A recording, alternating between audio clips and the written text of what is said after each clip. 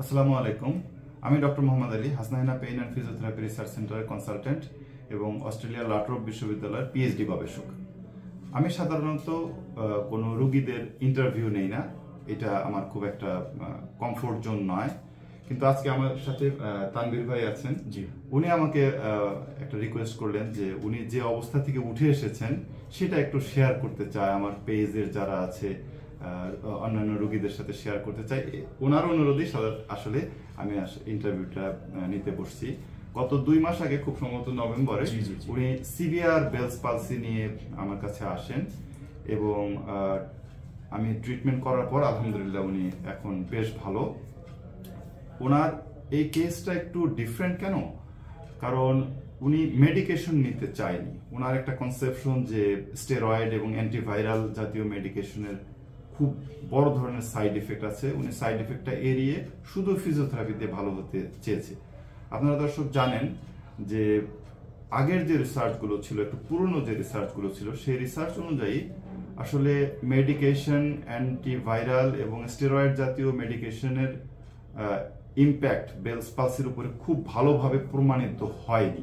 কিন্তু পরবর্তীতে যে আরো রিগোরাস কিছু রিসার্চ আছে, সেই রিসার্চগুলো কিন্তু বলেছে যে মেডিকেশন, বিশেষ করে স্টেরয়েড এবং অ্যান্টিভাইরালের সাথে যদি ফিজিওথেরাপি দেওয়া হয় তাহলে ইম্প্যাক্টটা আর একটু ভালো হয়। এই জন্য আমি একটু কনফিউশনে ছিলাম যে যেহেতু তানভীর ভাই মেডিকেশন নিতে চাচ্ছে না, তাহলে কিভাবে ওনাকে বেস্ট এফিকাসিটা দেওয়া যায়, সবচেয়ে ভালো আউটকামটা কিভাবে আনা যায়। এই জন্য আমি একটু লিটারেচার ঘাটলাম, একটু ভালোভাবে ঘাটাঘাটি করে দেখলাম যে ওনার জন্য মাইম এক্সারসাইজ থেরাপি যেটা, সেটা খুব ভালো ইম্প্যাক্ট ফেলতে পারে। আমি তাকে মাইম ফিজিওথেরাপিটা প্র্যাকটিস করিয়েছি জেনারেল ফিজিওথেরাপির অ্যাডজাসেন্ট হিসাবে। তো তানভীর ভাই আজকে আমাদেরকে বলেন যে আপনি কিভাবে কি হলো আপনি। জি স্যার, আসসালামু আলাইকুম। আমি নভেম্বরের 15 তারিখে ফার্স্ট আমি এটা উপলব্ধি করি যে আমার এক পাশ হচ্ছে মানে প্যারালাইজডের মতো হয়ে গেছে, সামথিং রং। তো আমি একদম শুরুর দিকে মানে যখন আমি এটা ফাইন্ড আউট করলাম যে এটা আসলে মানে একটা নার্ভের একটা ইস্যু, এবং পরবর্তীতে আমি এটা সিমটম মিলিয়ে দেখলাম এটা হচ্ছে বেলস পালসি বা ফেশিয়াল প্যারালাইসিস যেটাকে আর কি বলে। তো সেই ক্ষেত্রে আমি একটু নার্ভাস হয়ে গেলাম, কারণ হচ্ছে যে স্যার আমি প্রথম দিকে আমার যেটা হয় সেটা হচ্ছে যে আমি চোখটা স্যার পুরোপুরি বন্ধ করতে পারতাম না, কুলি করতে গেলে আমার পানিটা পড়ে যেত।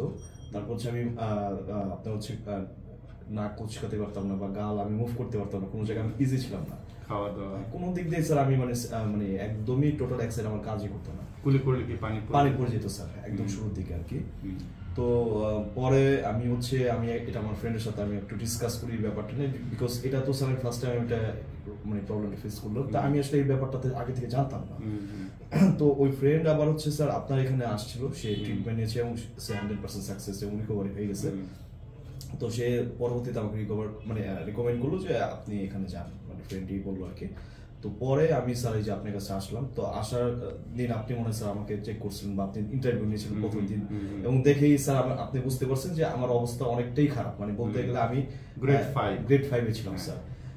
তো সেই ক্ষেত্রে আমি আপনার ট্রিটমেন্ট আমি শুরু করলাম সেদিনই ফার্স্ট, এবং আমি ফিজিওথেরাপি নিলাম।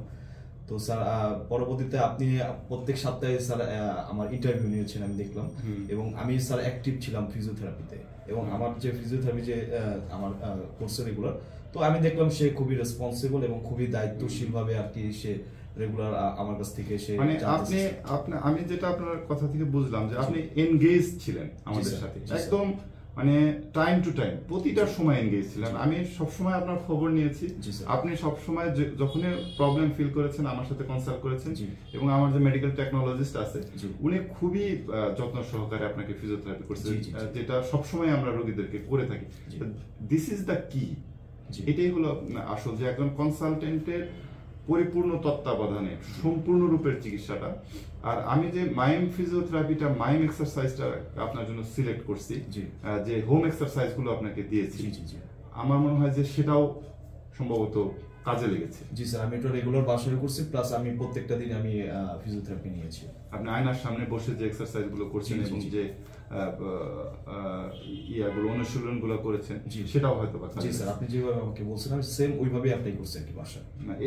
এইটাই এই জন্য এখন ফিজিওথেরাপি, যদি একজন ফিজিওথেরাপি বিশেষজ্ঞ বা ফিজিওথেরাপি চিকিৎসক অনেক ভালো চিকিৎসা দিল, রোগীকে অনেক বুঝালো, অনেক ভালোভাবে তাকে চিকিৎসা দিল, নানান এভিডেন্স বেসড চিকিৎসার কথা তাকে বললো, কিন্তু রোগী ঠিকভাবে করলো না, তাহলে কিন্তু রেজাল্ট আসবে না।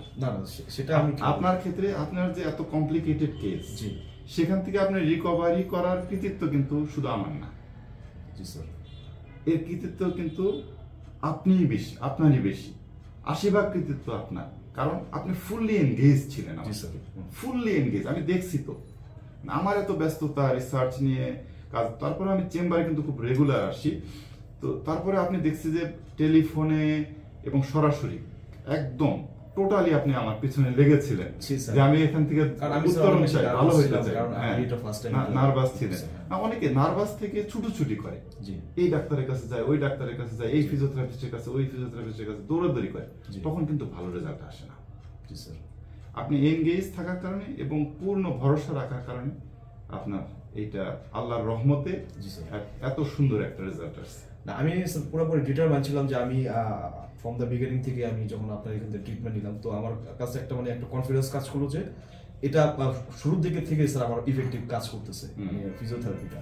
তো আমি তখনই একটা কনফিডেন্স কাজ করলো যে আই থিঙ্ক আমি পরিপূর্ণ যদি ফিজিওথেরাপিটা নিতে পারি, আশা করি আমি একটা বেটার রেজাল্ট পাবো। এবং আমি একটা মাসে স্যার আমি ফিজিওথেরাপি নিই। তো স্যার আমি একটা জিনিস বলতে চাই, সেটা হচ্ছে যে আমি কিন্তু এই চোখটা আমার স্যার টোটালি বন্ধ হতো না, তো এখন আমি দেখাইতে পারবো যে আমার চোখটা বন্ধ হচ্ছে।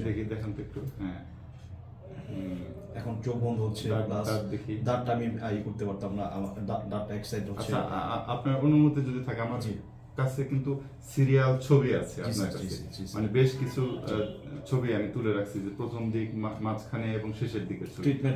আমি এই ছবিগুলা ভিডিওর শেষে আমি দর্শকদের জন্য যদি দেই, আপনার অনুমতি আছে? না স্যার, অবশ্যই আমি চাচ্ছি স্যার এটা আপনি দেন। আরেকটা জিনিস আমি বলতেই হয়, কারণ হচ্ছে যে স্যার মূলত আমার ইন্টারভিউটা নিতে চাচ্ছিলই না, তো এক পর্যায়ে আমি নিজেই স্যারকে অনেকবার রিকোয়েস্ট করি, কারণ আমার মনে হয়েছে যে এই ব্যাপারে মানুষ অনেকেই অজানা, অনেকেই জানে না জিনিসটা, এবং প্রপার ট্রিটমেন্টটা নিতে পারতেছে না, তারা বিভিন্নভাবে ভুল ইনফরমেশন হচ্ছে।